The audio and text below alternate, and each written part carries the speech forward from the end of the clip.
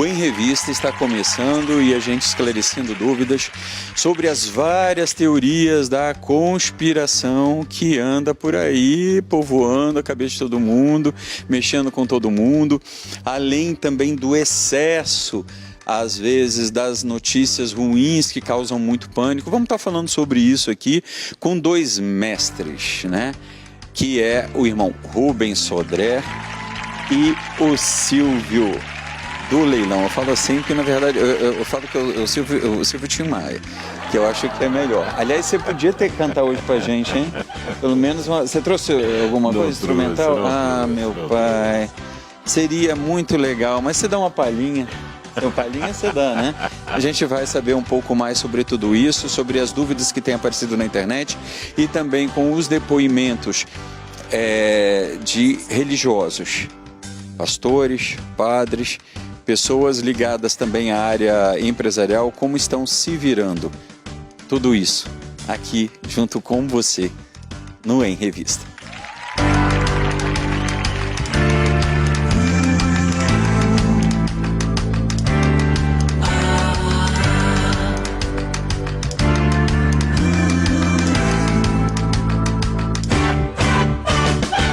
Porque o pânico que a gente já está vivendo está demais, Rubens. E as emissoras de televisão estão, na verdade, algumas, ou uma ou outra, se esmerando nisso. E tem gente que alimenta isso. Eu falo, essas pessoas devem ser sadomasoquistas, porque gostam de ver o sadismo dos outros, né? Quer dizer, o sofrimento dos outros, né? Com sadismo, e masoquismo que acaba sofrendo com isso, né, Rubens? É verdade, Vê. Nesse momento em que nós estamos passando por essa crise mundial, né?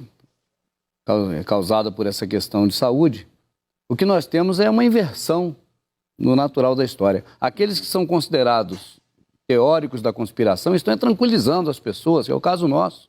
A gente fala, não é dessa vez, não é dessa vez, calma que não é dessa vez ainda. Enquanto que a televisão, na grande mídia, neste caso, né, as grandes emissoras que alavancam a audiência, juntamente com os grandes jornais, né, e rádios, não pararam ainda de causar pânico nas pessoas. Você concorda, Silvio, que isso acaba aumentando através dos veículos de comunicação? Sim, literalmente. Mas eu gostaria de agradecer o convite. Muito obrigado.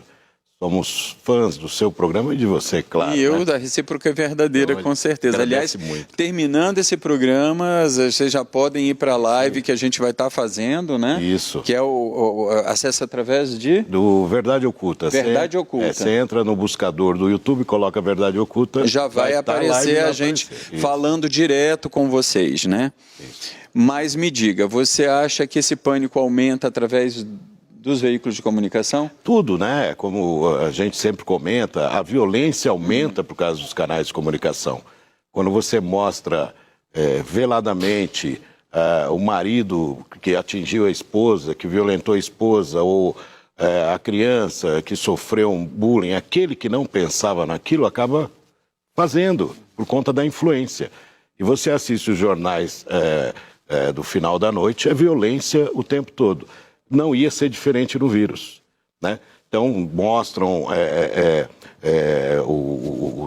as áreas legistas, né, com aquela pilha de corpos, sem a gente saber se foi realmente coronavírus, números absurdos, números que não batem. São Paulo, por exemplo, tem quase o triplo de mortos em relação a todo o Brasil.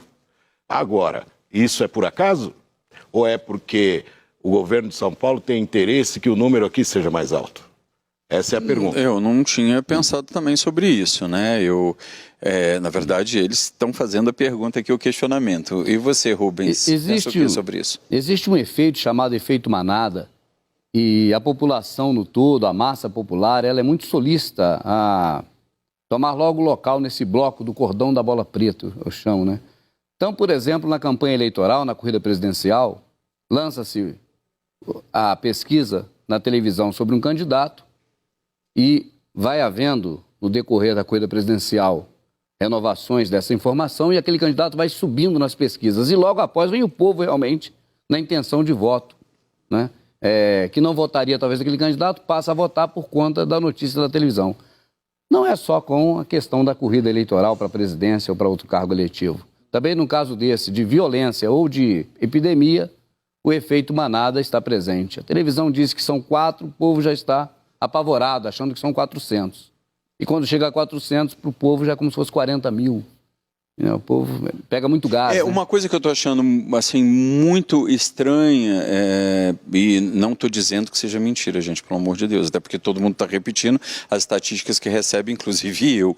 Mas a diferença do meu estado de origem, que é o estado do Rio de Janeiro, para o estado que eu resido, que é São Paulo, é brutal, é uma diferença muito grande. Mas a população de São Paulo é muito maior. Ok, mas a segunda maior população do país é o Rio de Janeiro. Proporcionalmente, está bem inferior. Não é estranho? Então, é o que eu sempre digo. Nós, eu e o Rubens, não acreditamos nesses números. Não acreditamos. A gente não nega o vírus. Isso é importante frisar. O vírus está aí, existe.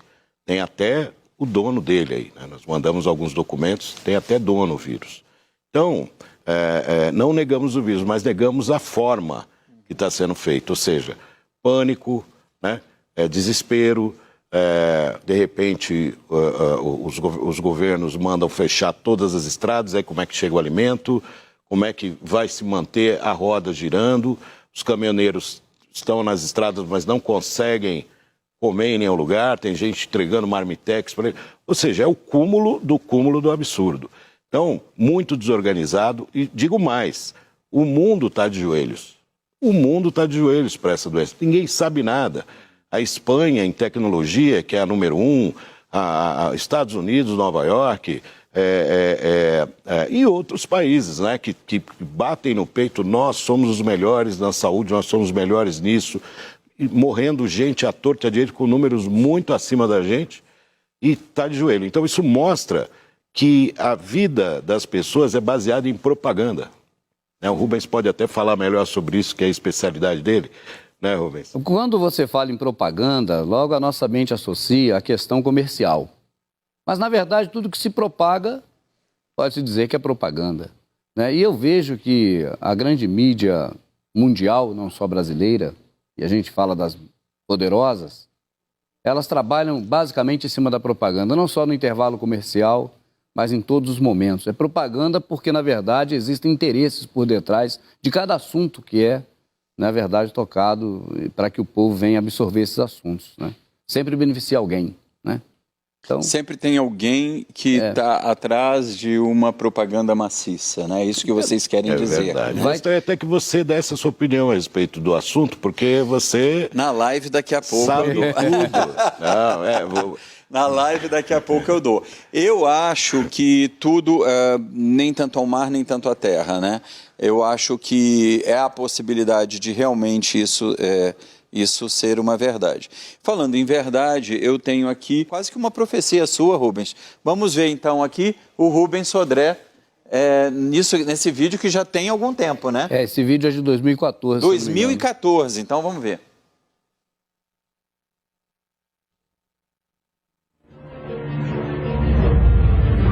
Passar no campo fora da cidade, apenas comendo o que guardou, bebendo água do poço, para não entrar nessa dos Illuminati, porque eles estão preparados para reduzir a população.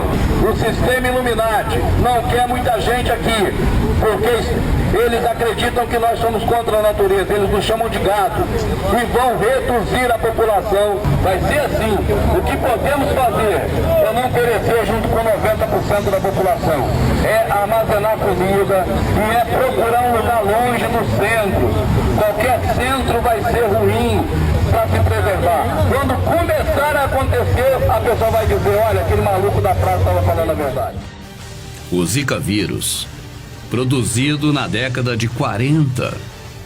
E agora veio a público através de uma doença terrível, criado pela Fundação Rockefeller na década de 40. E através de filmes produzidos por Hollywood, filmes produzidos para o gado, isso já foi dito.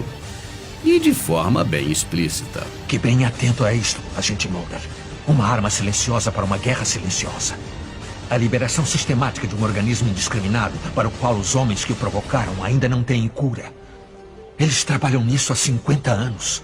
Enquanto o resto do mundo estava combatendo vietnamitas e comunistas, esses homens negociavam em segredo um Armagedon planejado. Negociando com quem?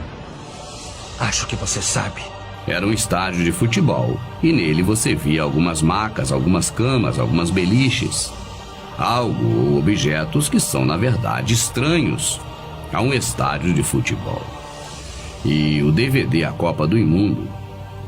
Neste trabalho, eu disse diversas vezes, aliás, exaustivamente, que esses caras têm uma ideia.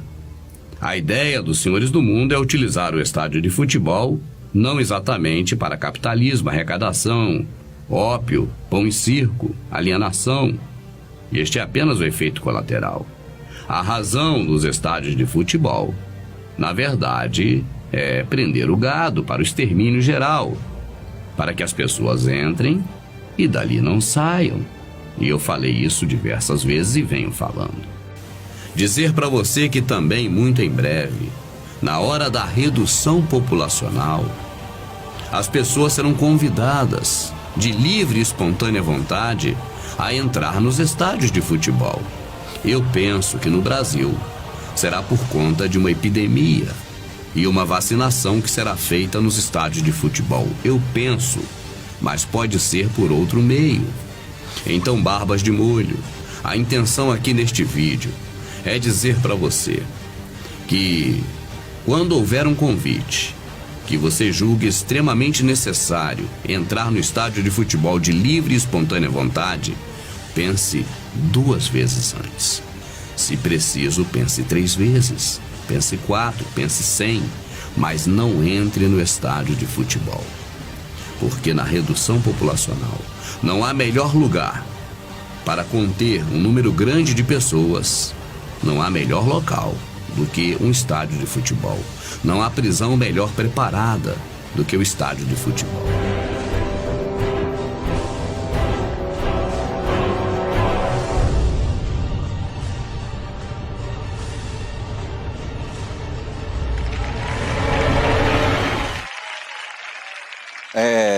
Essa sua fala é de quando? Aquela fala, primeira 2008, uma das muitas de praças e mais praças de capitais e cidades do Brasil que eu percorri, e ainda faço isso hoje, né, falando sobre a redução populacional e para as pessoas se prepararem, né? E a outra fala que você assistiu foi do DVD Prepare-se, um DVD que a gente lançou em 2009, o volume 1, parou no volume 67 em 2017. Foi o último DVD Prepare-se porque acabou esse tipo de mídia, né? De DVDs, é uma coisa obsoleta hoje. E teve ali no final a imagem das placas guias da Geórgia.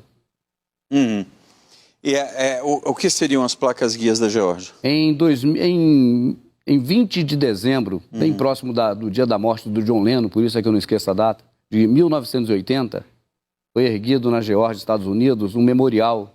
São 4 placas dispostas em granito e nela tem 10 mandamentos para a humanidade para os próximos anos. E o primeiro mandamento, o principal deles, é manter a sociedade mundial, ou seja, a população, a um nível de 500 milhões de pessoas, com equilíbrio constante com a natureza. E o último diz, para que não seja um câncer na Terra, para que não seja um câncer na Terra. Inclusive, tem essa repetição lá escrito.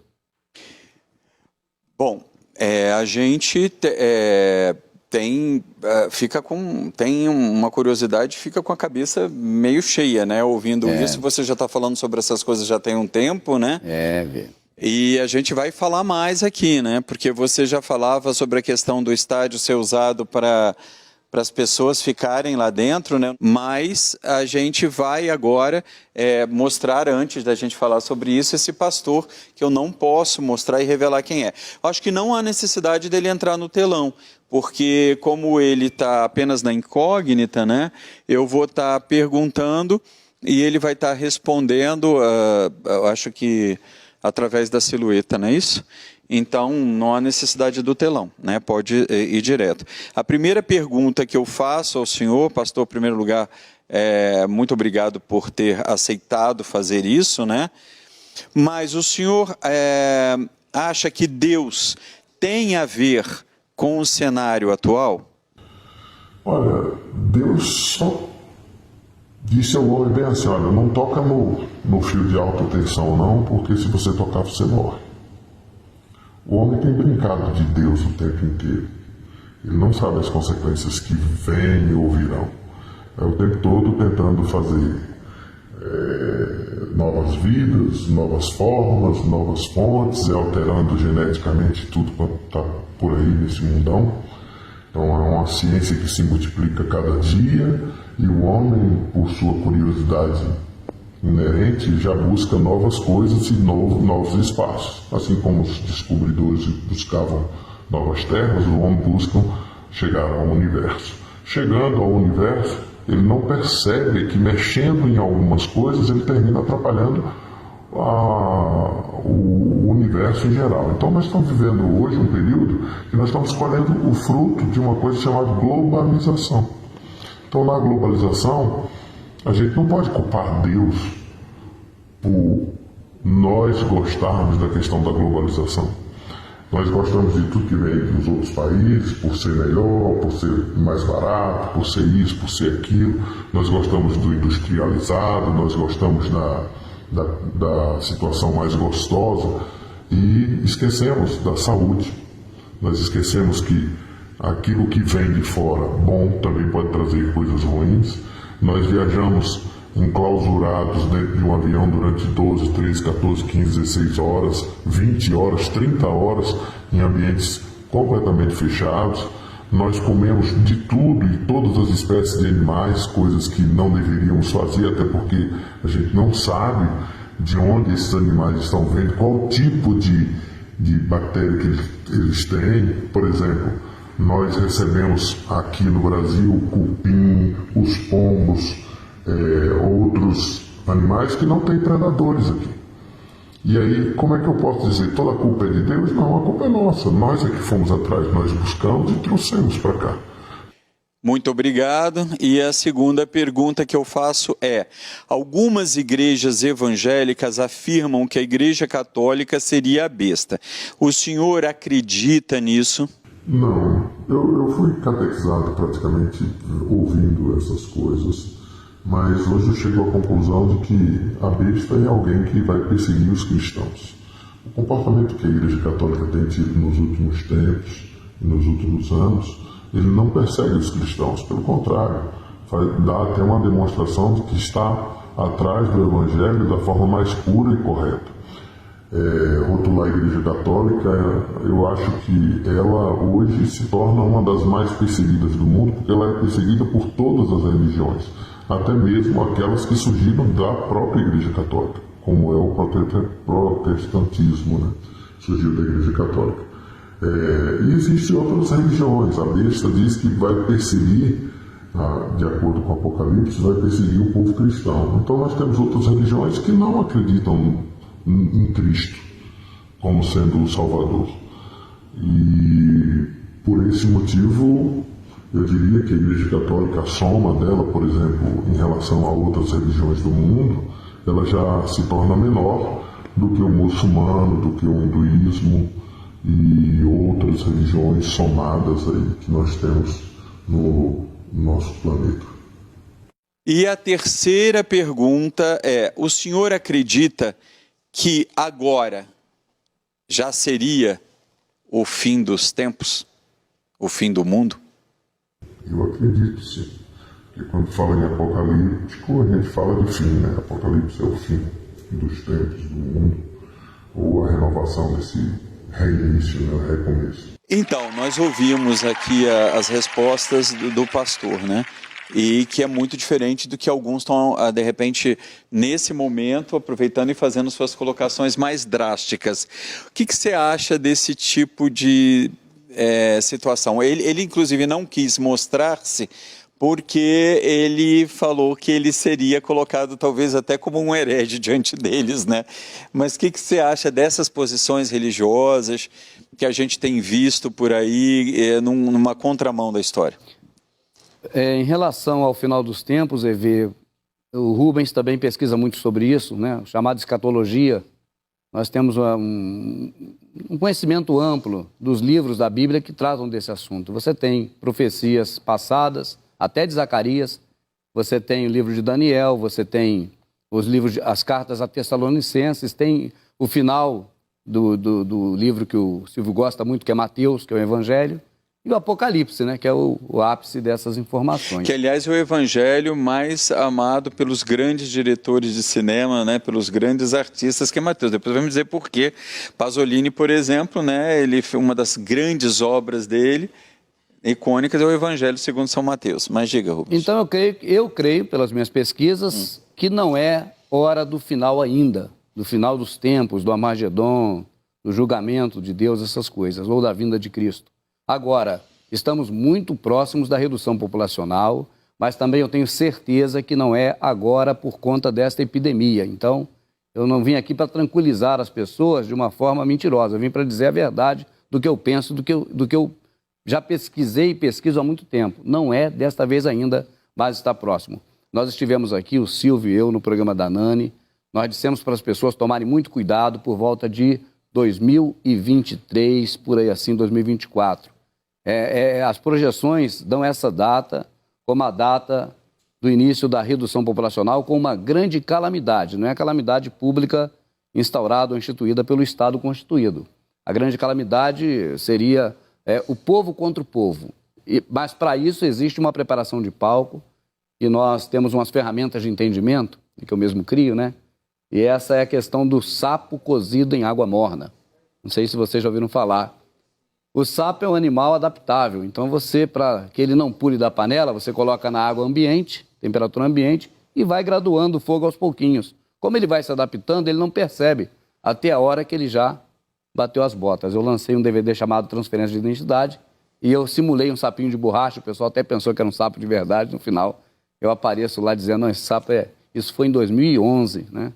Então, quer dizer, é hora de cozinhar o sapo em água morna, é preparar o palco, né? O palco aqui foi preparado antes da gente chegar para fazer o programa. Então, o cenário, no caso, né? E a peça teatral, você, um grande ator de teatro como já viveu muito isso na sua vida e vive. Preparar o palco. Com certeza. Agora, Silvio, por que o Evangelho de São Mateus é o seu predileto? Eu falo muito que é o meu evangelho preferido e foi o primeiro a ser traduzido por Martinho Lutero. Foi o primeiro, né?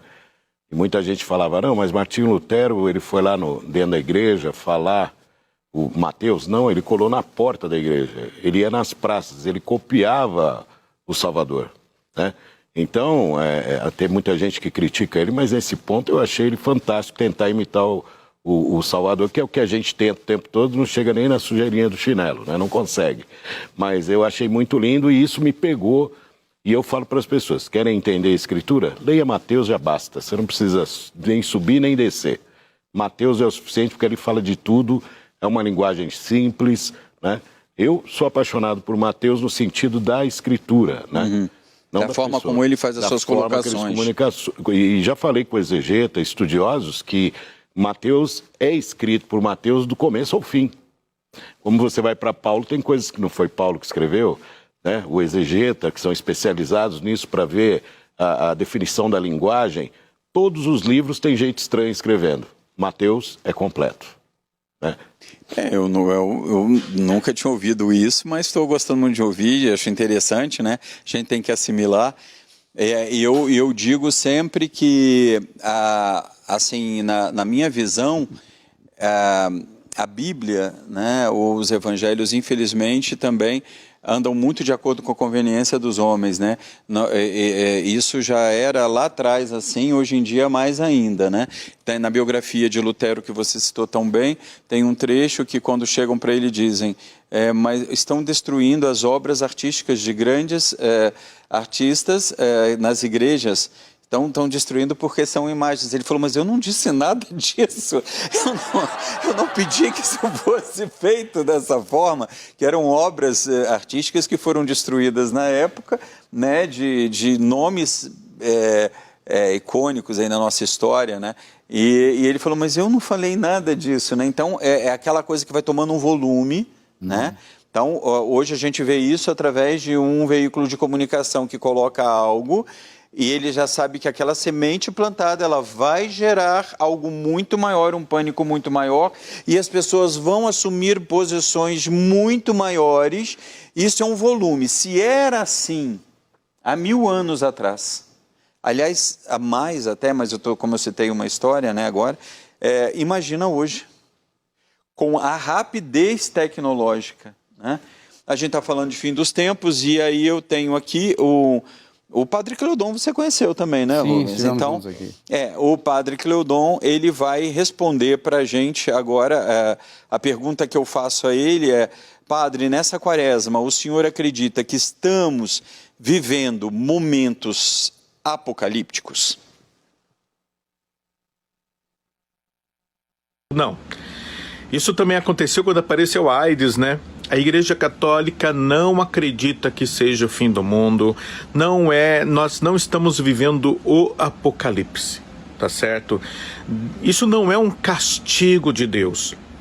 Eu, pessoalmente, acredito que é uma forma da família estar unida, de nós rezarmos, orarmos mais a Deus. Se toda a nação orar, Deus pode aplacar esta enfermidade. Mas não é da vontade de Deus que nós soframos e morramos com esta enfermidade. É claro que se você não ficar em casa, se você não se cuidar, você vai morrer. Então, se você morre, o fim do mundo aconteceu para você. Mas não é o fim do mundo para a humanidade. Nós temos que cuidar de nós mesmos e das pessoas que nós amamos. Cuide-se, fique em casa, ore mais. Aproveite esse momento para você curtir a sua família, redescobrir a tua família. Viva mais com tua família, com tua esposa, com teus filhos, com teus pais, com teus irmãos dentro de casa. Crie, renove o relacionamento. Que Deus abençoe cada um de vocês. Continue sintonizado com a Rede Brasil. Obrigado, Padre, pelas palavras tão motivadoras, incentivadoras e bonitas. Rubens, nunca te perguntei isso. Você acredita no poder da oração? Você acredita na oração? A oração do justo muito pode em seus efeitos. Assim está escrito. E no que está escrito a gente crê, né, Vê? Não tem como não crer nas Escrituras. E você parece mais cético. Não, embora você cite Mateus e tal, mas... Mateus diz, vá para o seu quarto e você tem uma linha direta com o Criador, né? Então, eu acredito, eu tenho fé, eu acredito no Criador, acredito no Messias. Tudo que está na Escritura eu acredito. Baseado numa lógica, né? Por exemplo, muita gente fala versículo tal do capítulo X. Não, leia o livro inteiro. Leia como se fosse um livro mesmo. E o seu entendimento vai ser muito maior e você vai ter uma realização pessoal de entender o que o Criador está querendo dizer para você. Eu acho que é aí o caminho. Leia a Escritura como um livro e não ir lá para o Velho Testamento, para o Novo, para o Apocalipse, para justificar algo, né, que infelizmente as igrejas fazem isso. Mas um abraço para o Padre Cleudon, né, que a gente já teve a oportunidade de conhecer. As palavras dele realmente eu admiro. É por aí. Eu acho que quando você citou, né, sobre estar no seu quarto e ter ligação direta com Deus, é hoje mais do que significativo. Exatamente. Que a gente tem que fazer isso mesmo, né? Não tem muito jeito, né? Da gente aproveitar que está em família e a gente se unir para ali fazer uma oração, para a gente ficar junto, para a gente conversar sobre as coisas do dia a dia. Basicamente agradecer, né? Porque o fato de nós estarmos vivos já é o bastante. Eu acho que agradecer por estar junto da família, agradecer ou orar por aqueles que se foram, né? Eu acho que é por aí. Porque o Criador já está acostumado a receber pedidos só, né? Eles só pedem. Ninguém dá nada para ele. Ele já dá a vida para nós, como o Rubens. O Rubens é meu líder espiritual, vamos dizer assim. Mas o Rubens já fala. Ele já dá o ar que a gente respira, ele dá a natureza, ele dá os animais, ele dá saúde, ele dá tudo para nós. Só que o ser humano nunca é suficiente, né, Rubens? É verdade. Não requer nada de nossas mãos, como está escrito. Paulo escreveu sobre isso lá na Grécia, né, no Areópago. E você acha, então, que a gente repete a história? Sobre? A gente está repetindo a história de novo, com isso que está acontecendo agora. Na verdade, a história será repetida muito em breve em relação às imagens que ainda existem hoje, em que você vê 6 milhões de judeus pegando os trens de forma voluntária, embarcando no trem porque foram convencidos de que iriam para um local preparado para protegê-los da guerra. Você vê que eles não foram forçados a ir. Eles foram para os campos de concentração de livre e espontânea vontade. Nós estamos vivendo hoje momentos iniciais da repetição daquele período. Só que dessa vez, aqui no Brasil, o local mais apropriado são os disfarces que temos aí desde a Segunda Guerra, porque já foram utilizados como campo de concentração também na época da guerra. Inclusive o estádio, eu já narrei jogo lá, eu era narrador esportivo, né? Narrei jogo de 89 a 2008. E aqui mesmo no Paraná, o estádio já foi um local, né, utilizado como campo de concentração e depois transformado em estádio de futebol. Se eu não me engano, Paraná, não quero cometer equívoco aqui. Mas o certo, EV, é que não tem lugar mais apropriado. Onde você não pode entrar num dia de jogo, é onde você não pode sair no dia que o sistema não quiser que você saia. Quando eu falo sistema, isso é muito amplo, sabe? Isso é uma coisa para deglutir aos poucos. Ninguém conseguiria entender a Matrix assim, ó. Teria que estudar a Matrix. Eu preciso ir para a break, a gente volta, lembrando que terminando o programa, a gente continua numa live falando diretamente com vocês, é só colocar Verdade Oculta. Verdade Oculta já cai lá. Quando você coloca isso no Google, já entra na live, vocês já entram lá para estarem conversando com a gente, tá certo? A gente retorna, temos ainda mais pessoas respondendo nossas perguntas aqui hoje, na verdade, um esclarecedor momento hoje no Em Revista da gente ouvir religiosos de denominações diferentes falando, e aqui meus dois amigos que são esses ícones aí da verdade oculta, que levam milhares de pessoas à internet, estão aqui comigo para estar comentando junto. Já voltamos. Esses encontros com Deus, vocês não acham isso? Certamente. Sem dúvida. Às vezes Deus está presente nessas coisas, né, gente? Está presente nessas situações do dia a dia, da arte. Você não acha, Rubens? O Criador nos fez com expressões puramente humanas, né? E nós lemos que tudo que tem fôlego, louve ao Senhor. Se tudo que tem fôlego, o grilo, o inseto, né, os animais, né? O cachorro fala quase o nome do Criador, que é outro assunto, Silvio. Diga, Silvio. Mas não é o caso aqui. Os animais, a criança quando nasce, que é o primeiro fôlego dela, o primeiro grito, ela, se você saber o nome do Criador, você percebe que a criança está dizendo o nome do Criador. Aí você começa a observar os animais, nome verdadeiro, em hebraico. Você começa a ver os animais, você começa a ver, isso emociona muito, inclusive, né, Rubens, quando a gente vê sobre isso. Então, a gente tem uma afinidade com o Criador limpo, sem a escritura limpa, sem desvios, né? Então, quando você começa a entender a escritura dessa maneira, você começa a enxergar o mundo de outra maneira, né? Então, a expressão humana, mais do que a musical, acho que é difícil, né? Porque quando a gente está feliz, a gente canta, né? Quando olha, nessa tese aí de vocês, eu já estou achando que tem muita gente que finge que fala em línguas, mas animais não, eles falam, né? Eles falam em línguas. Falam seria isso, né? Perfeito. Seria sem dúvida, isso, né? Sem dúvida. Não Perfeito. que eu estou descrendo de alguém que fale em línguas, não é isso. É pelo dom do Espírito Santo. Não é isso que eu estou falando, que as pessoas já distorcem, né? Mas o milagre ali era no ouvido, hoje em dia tem que tomar cuidado, hein? O milagre em Pentecostes era no ouvido, cada um ouvia no seu próprio idioma. Não era falando, é um equívoco enorme no meio. Entendi. É só ler direitinho. Na audição, né? É na audição, o milagre não era na língua, era no ouvido. Cada um ouvia no seu próprio idioma. Sendo edomeus, pessoas, judeus de várias tribos, cada um com um idioma diferente. Por isso achavam que estavam embriagados, né? Porque os homens falavam no próprio idioma, mas cada um ouvia no seu idioma. Você concorda com isso, Silvio? Sim, totalmente, né? Da Torre de Babel para frente, dezenas de milhares de línguas, né? Então, quando a pessoa fala, nós vamos falar a língua, né, ainda se eu falasse a língua dos anjos, dos homens e tal. Então, o que queria dizer isso? Que existem línguas diferentes no mundo inteiro, né? Agora, você criar uma coisa que faz um tipo de barulho que, para mim, não tem sentido. Se você observar bem, uma alusão, né? A descida do Espírito Santo é como línguas de fogo, não era? E havia um som, né, alto, um barulho, mas o pessoal aprendeu, ensina. Se ler direitinho, capítulo e versículo é novo, né? Capítulo na Bíblia e versículo são coisas novas. Se você ler do jeito que foi escrito, sem capítulo e versículo, mas linear, tudo muda de figura. Começou na Rua Azusa, né? Isso. A língua é. Começou isso na Rua Azusa. Missão da Rua Azusa com Seymour, William Seymour. Exatamente. Na virada do século XIX para o século XX. Agora eu tenho um depoimento, vai responder uma pergunta minha, um grande amigo seu, que é o pastor Roberto Cruvinel.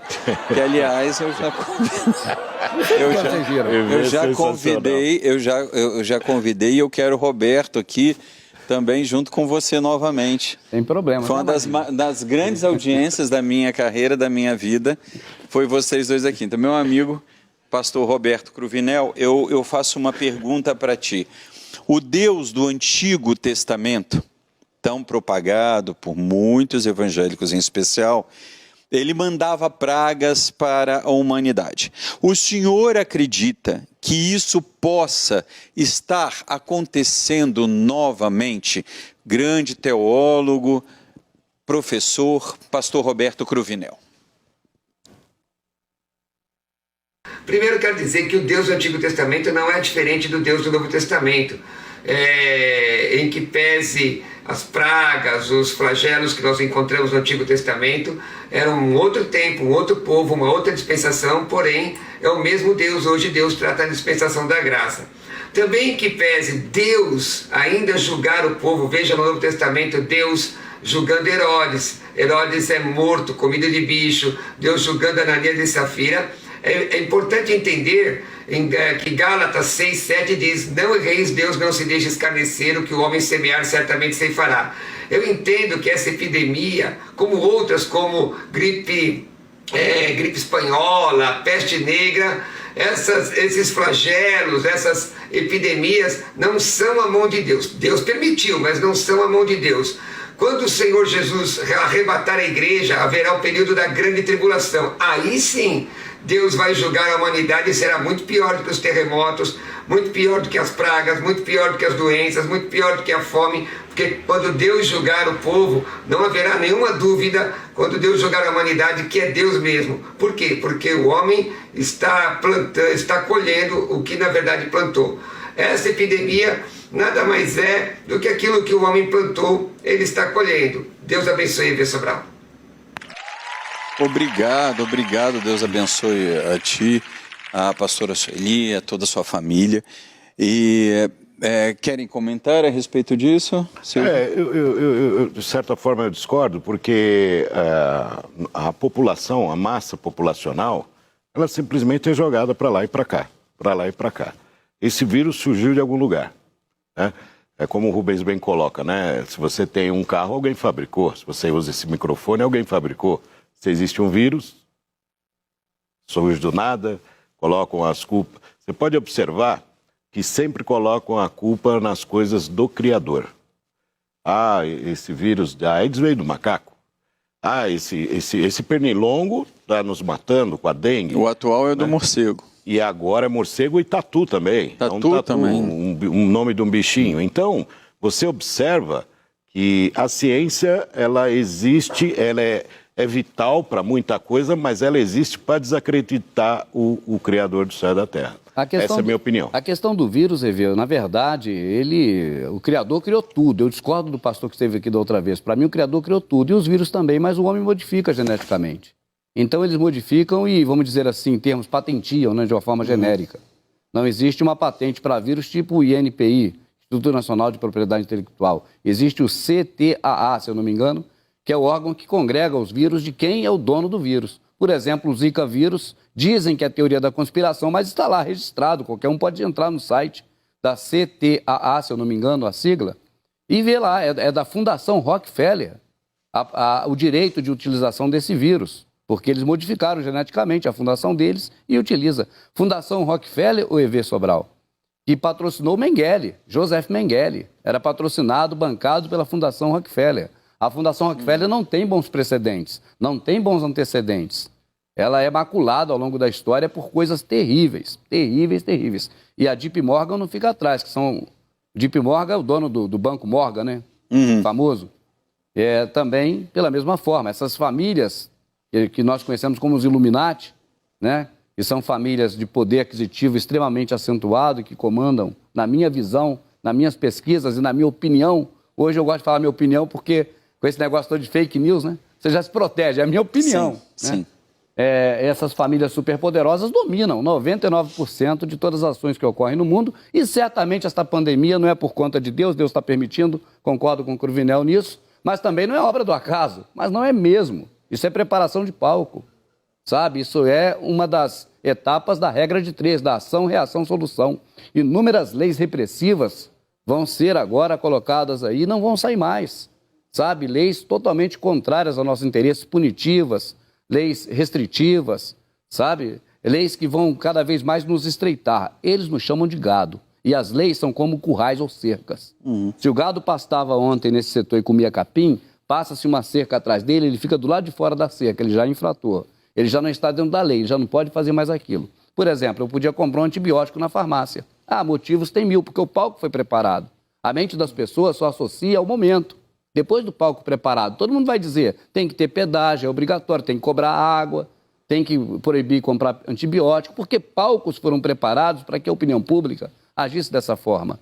Mas antes do palco preparado, ninguém aceitaria tais coisas, como passar em pedágio pagando, já que paga IPVA. Não tem a ver com o assunto, eu estou dando um exemplo. Não, e você já vem falando, vocês, né, estão já falando sobre isso há muito tempo. Olha, eu estou me informando que o tempo está terminando, né, que passa rápido a televisão, né? Na live a gente fica, né, enchendo o saco aí de vocês 2 horas, mas aqui... É isso, é uma honra estar contigo, uma honra mesmo. É complicado, né? Mas o mais importante é que vocês já falam disso, você já fala disso, Rubens, há tantos anos, né?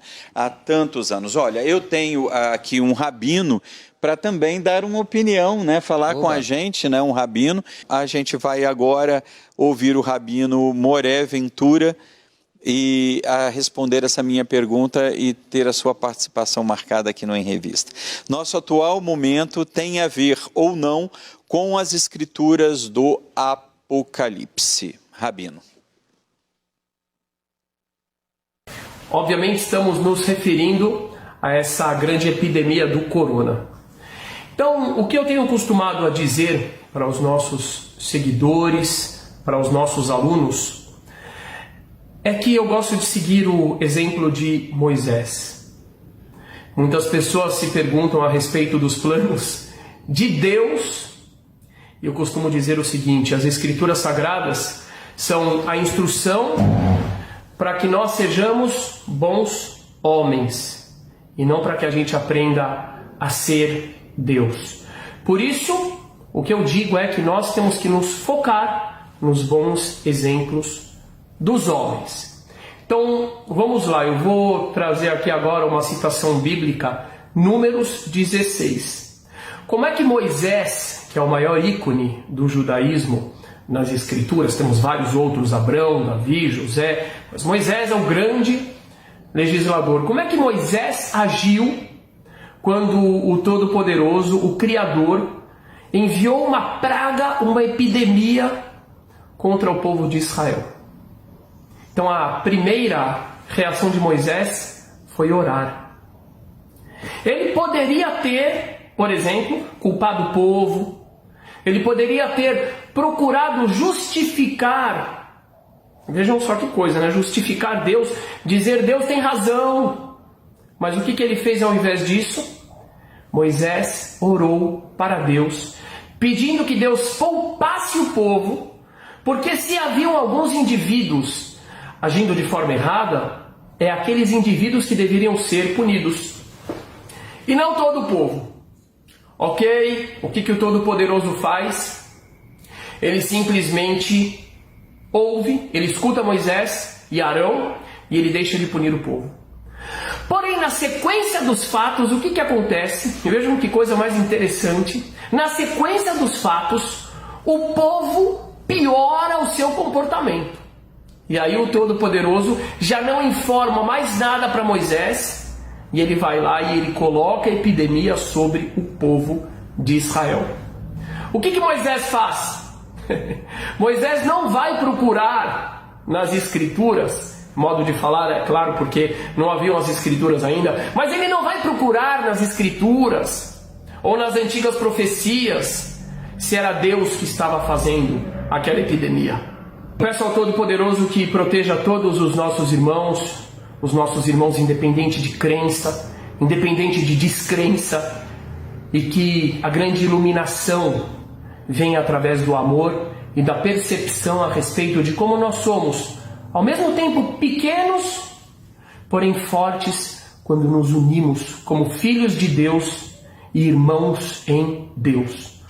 Então, muito obrigado pela sua opinião, é sempre muito importante a gente ouvir um rabino. A gente vai falar mais sobre isso na live, né? Daqui a pouco, assim que terminar o programa, que está terminando. E eu estou muito feliz de ter recebido vocês aqui nos nossos estúdios, Verdade Oculta, e daqui a pouco na live ao vivo, né? Sua mensagem final, Silvio Rubens, quem dá a mensagem final primeiro? Eu agradeço a oportunidade, de estar aqui mais uma vez, né? E dizer que eu fico maravilhado de perceber como você, no momento desse em que o Brasil e o mundo todo está tão pesado, sobrecarregado, você traz um programa com duas pessoas que falam de final dos tempos, de redução populacional, e o programa é tão suave, tão agradável, né? Obrigado, tão solto, obrigado. tão leve. A habilidade do apresentador, bom. E dos convidados, que nos levam também através dos seus pensamentos a gente se sentir motivado.